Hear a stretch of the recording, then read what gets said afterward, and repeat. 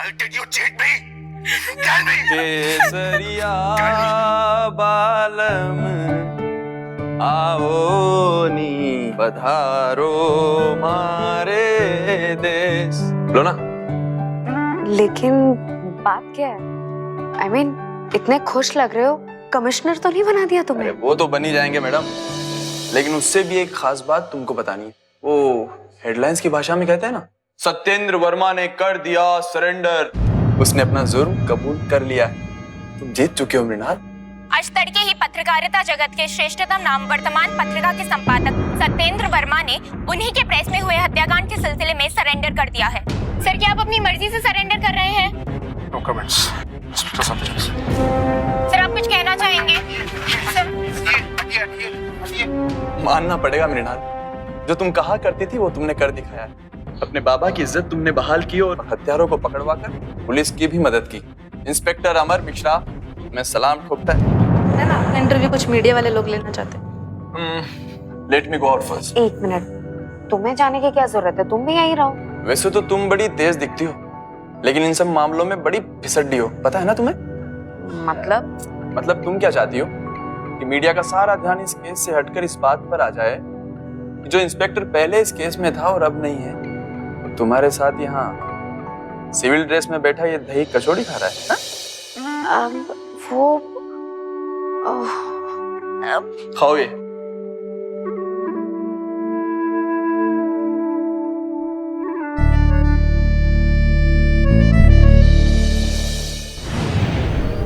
नमस्कार, मैं सुशांत सिंह आपका स्वागत करता हूं सावधान इंडिया की इस नई सीरीज नकाब, एक किस्सा 5 हिस्से में। एक कहानी जिसके थे कई पेचीदा पहलू और बहुत से लोगों ने पहने हुए थे झूठ के नकाब। मृणाल ने अपमान के कड़वे घूंट पीते हुए अपनी सूझबूझ और पक्के इरादों से अपने पिता के नाम पर लगे व्यभिचार के दाग को तो मिटा दिया, लेकिन उसने कभी सपने में भी नहीं सोचा था कि ऐसे नाजुक समय पर इंस्पेक्टर अमर उससे अपने प्यार का इजहार करेगा, और वो भी इस अनोखे तरीके से। लेकिन इस सत्य घटना पर आधारित ट्रिपल मर्डर केस में अभी एक और मोड़ आना बाकी था। नकाब, एक किस्सा 5 हिस्से की इस आखिरी कड़ी में आइए देखते हैं कैसे सुलझी आखिरी गुत्थी इस विचित्र मर्डर केस की। आपने जैसा कहा वैसा मैंने कर दिया है सत्येंद्र बाबू, पर अब आप समझ रहे हैं ना, इसके बाद वापसी का कोई रास्ता नहीं। मैं जानता हूँ भागवत जी, धन्यवाद। घर जाने की तैयारी कर रहा था। मैम, इतने बड़े और पेचीदा केस को सुलझाने के बाद कैसे लग रहा है आपको? आपको आज की युवा पीढ़ी के हीरो की तरह देखा जा रहा है। इस बारे में क्या कहना है आपका? क्या हो रहा है? क्या हो क्या रहा है ये? आपकी बेटी ने कमाल कर दिया मैम, सत्येंद्र वर्मा का पर्दाफाश कर दिया। और ताज़ा प्राप्त समाचार के अनुसार सत्येंद्र वर्मा और मधुरिमा चौबे की गर्भ में अजात शिशु का डीएनए मैच कर गया है। लिहाजा अब इस बात में कोई शक नहीं रहा कि सत्येंद्र वर्मा और मधुरिमा चौबे के बीच शारीरिक संबंध थे।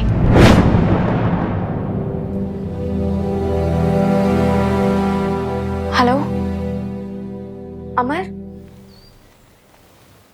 मधु के पेट में पाए गए बच्चे का डीएनए और सत्येंद्र वर्मा का डीएनए मैच हुआ है।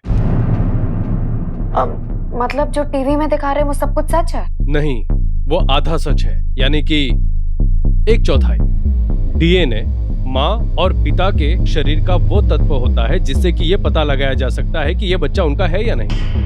जब हम प्रेगनेंसी टेस्ट करते हैं या ये देखते हैं कि किसी बच्चे का पिता फला आदमी है या नहीं, उस वक्त उस व्यक्ति का बच्चे से डीएनए मैच करते हैं। अगर वो डीएनए उस व्यक्ति से 50% भी मिल जाता है तो वो बच्चा उसका होता है, लेकिन मधु के बच्चे का तो सत्येंद्र वर्मा से 25% ही डीएनए मिला है। इसका मतलब आप समझे? इसका मतलब सत्येंद्र वर्मा मधु के बच्चे का पिता नहीं, दादा हो सकता है। एग्जैक्टली। अजय बिहारी के फोन में भी जो वर्मा 2 के नाम से नंबर सेव था, वो सत्येंद्र सर का नंबर नहीं था, बल्कि प्रशांत वर्मा का 2nd नंबर था।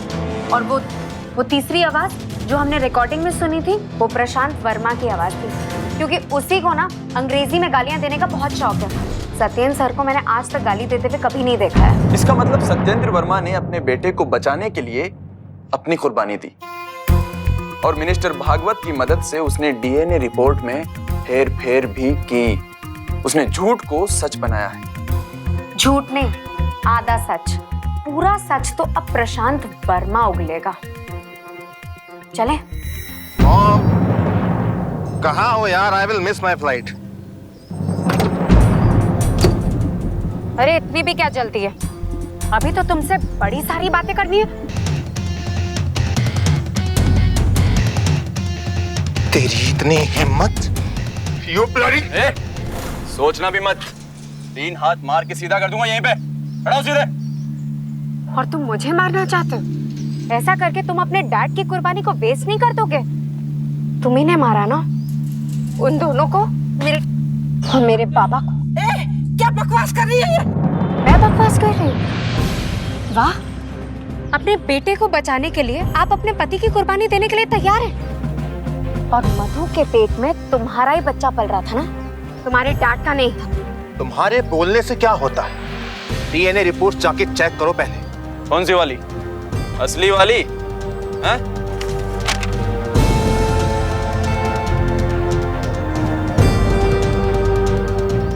ये तुम्हारे पास कहां से आया? हम पुलिस वाले हैं बेटे, हाथ में हाथ डाल के बात बाहर निकाल लेते। ये तो डीएनए रिपोर्ट है। मॉम, लॉयर को फोन करो अभी के अभी। हाँ बेटा। बुलवा तो मैं तुझसे राग फेर भी सकता हूँ, समझा? बताता हूँ। मधु पिछले 10 सालों से हमारी प्रेस में काम कर रही थी, और लास्ट ईयर जब मैं एमबीए करके वापस लौटा तो उसने मुझ में इंटरेस्ट दिखाना शुरू कर दिया। मैंने सोचा ठीक है, जो चल रहा है उसे चलने देते। फिर हम मिलने लगे। मतलब यू नो, हम फिजिकल होने लगे। और फिर बहुत जल्द मधु ने आई लव यू का राग जपना शुरू कर दिया। ये क्या है? क्यों, बच्चा चाहिए? तुम ऐसे ही गोलियां खाती रहो, हम ऐसे ही ऐश करते रहे। और मैंने गर्भ निरोधक गोलियां खानी शुरू कर दी। अक्सर प्रशांत से मिलने लग गई। मैं सच में उससे प्यार करने लग गई थी। वो शराब पीकर मुझ पर हाथ उठाता, सारी ज्यादतियां बर्दाश्त करने लग गई। जैसा चाहे वैसा करता। मेरा नंबर किस नाम से सेव किया तुमने? जानू? कोई जरूरत नहीं है मेरे नंबर को नाम से सेव करने की, समझी ना? क्यों दुनिया को ये दिखाना चाहती हो कि मैं तुम्हारे साथ सोता हूं? मेरा नंबर याद कर लो।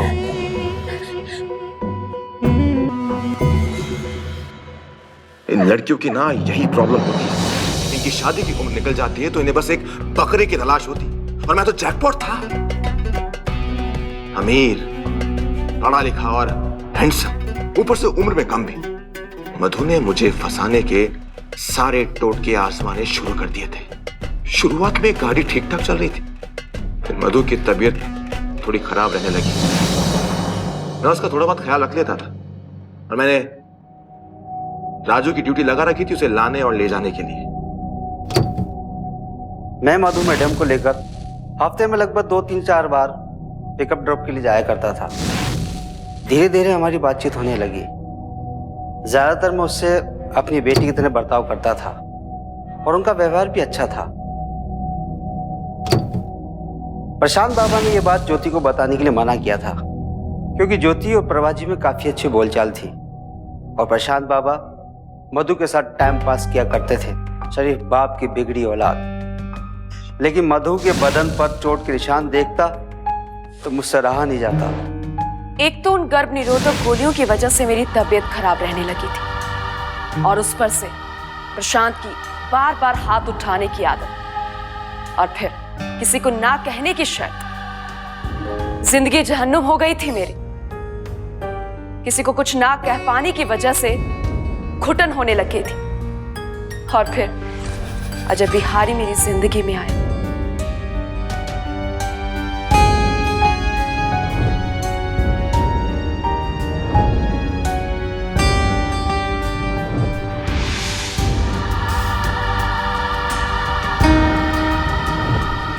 अजय बिहारी मेरी जिंदगी में ताजा हवा के झोंके की तरह आया, खुशनुमा, बेपरवाह, रंगीन।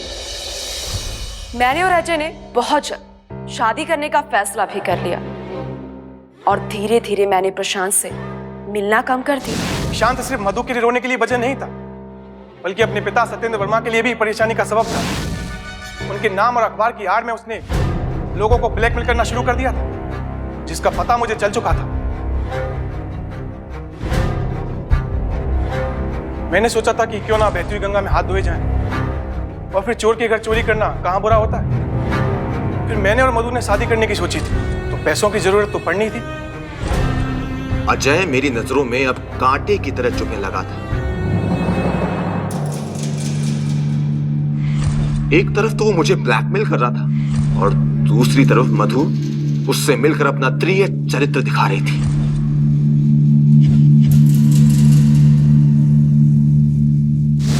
तुम्हें क्यों चला रही थी? अजय बिहारी से वो सच में प्यार नहीं कर सकती थी क्या? मुझे छोड़ के वो किसी और से प्यार नहीं कर सकती। सब बकवास है। चल बेटा, आगे बता तेरी अपनी करतूतें। मैं पिछले 2 हफ्तों से अपने ननिहाल सांगानेर में था। 14 जुलाई को प्रेस का इनॉग्रेशन था और मुझे यह अच्छे से यकीन था कि 13 जुलाई की रात को अजय बिहारी तैयारियों में बिजी रहे। मुझे ये मौका सबसे सही लगा। उस रात मैं राजू के साथ में 3 घंटे की ड्राइव पर सामर एक फंक्शन में गया था, लेकिन मैं वो फंक्शन अधूरा छोड़ के प्रेस में वापस आ गया।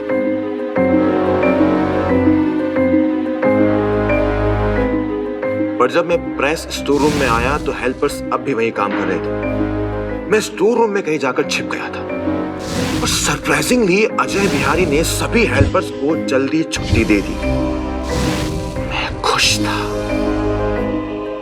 मैं खुश था कि he made my job easy।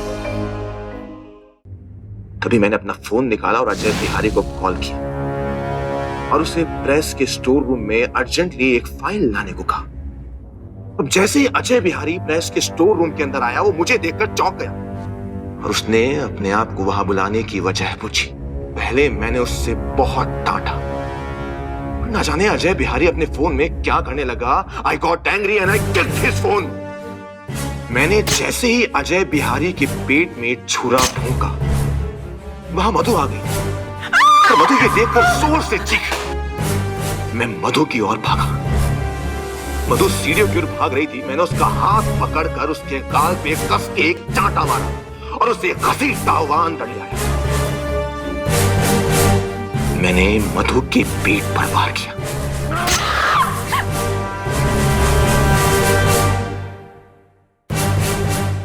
गाड़ी में बैठा मैं प्रशांत सर का इंतजार कर रहा था, तभी मुझे चीख सुनाई दी। मैं भागा, आवाज स्टोर रूम की तरफ से आ रही थी। मैं उसी ओर ही भागा। हाँ, ये सब चीखें मैंने भी सुनी थी, तभी तो मैं जाग गई थी और धीरे धीरे प्रेस की तरफ आने लगी। मैंने चाकू लिया और मधु के पेट में जोर से वार करने लगा। इतने में राजू मेरे ऊपर कूद पड़ा और हम दोनों की हाथापाई होने लगी। प्रशांत को मैंने धक्का दिया और मधु मैम को बचाने के लिए उनकी तरफ दौड़ा। मेरे हाथ में रॉड लग गई थी और मैंने वो रॉड राजू के सर पे जोर से दे मारी। राजू वहीं बेजान सा गिर पड़ा। तुम्हारी हिम्मत कैसे हुई मुझे छोड़ के जाने की, और वो भी उस अजय बिहारी के लिए? Why did you cheat me? Tell me! और तभी पापा वहां आ गए। रोते बिलखते अपने बेटे को देखकर किस बाप के होश ठिकाने रहेंगे। मैं बेटे के पास गया तो उसने फपक फपक कर रोते हुए मुझसे कहा, मुझे बचा दो पापा, मुझे बचा दो, मैंने सब खराब कर दिया पापा, मुझे बचा।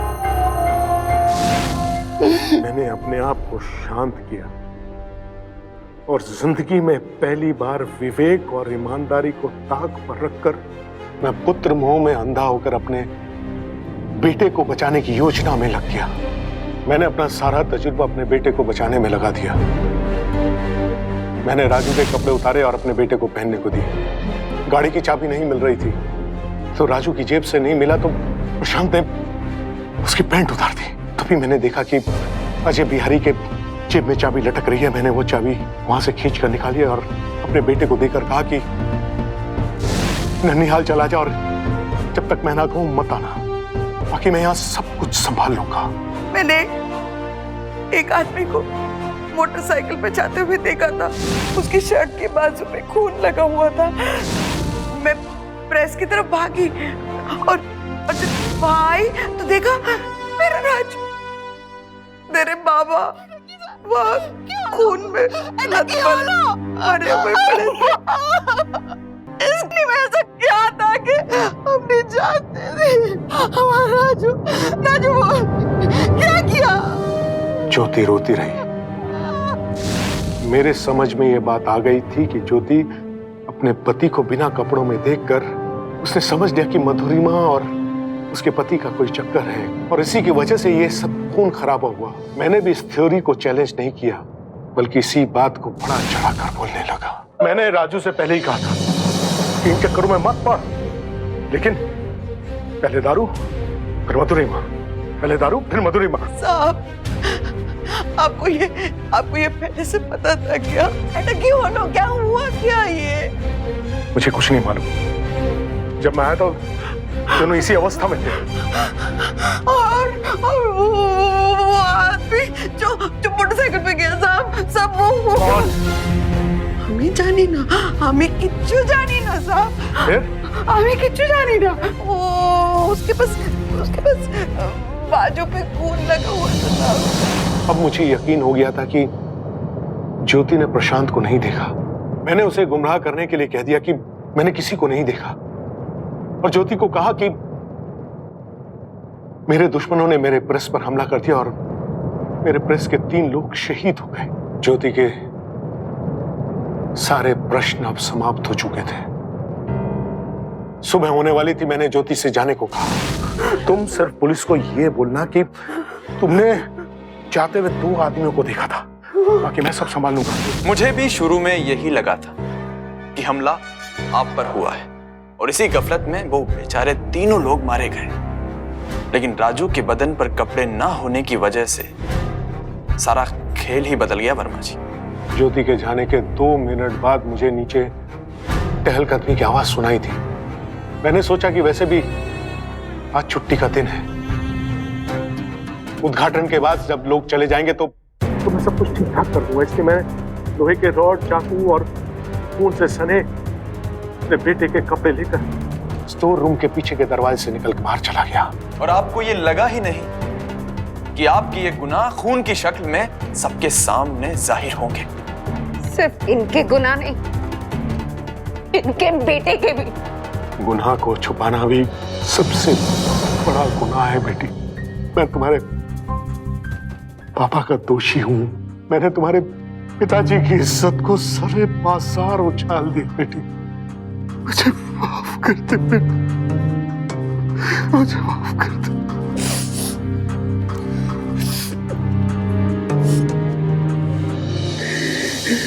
कहानी एक ऐसी जुझारू और जाबाज लड़की की जिसने ना सिर्फ अपने पिता के नाम पर लगे कलंक को मिटाया बल्कि कातिल को भी पकड़वाया। सच्ची कहानी, सच्चा हीरो की इस हीरो को हमारा सलाम। तो हमारी कहानी के सच्चे हीरो को हमारा सलाम।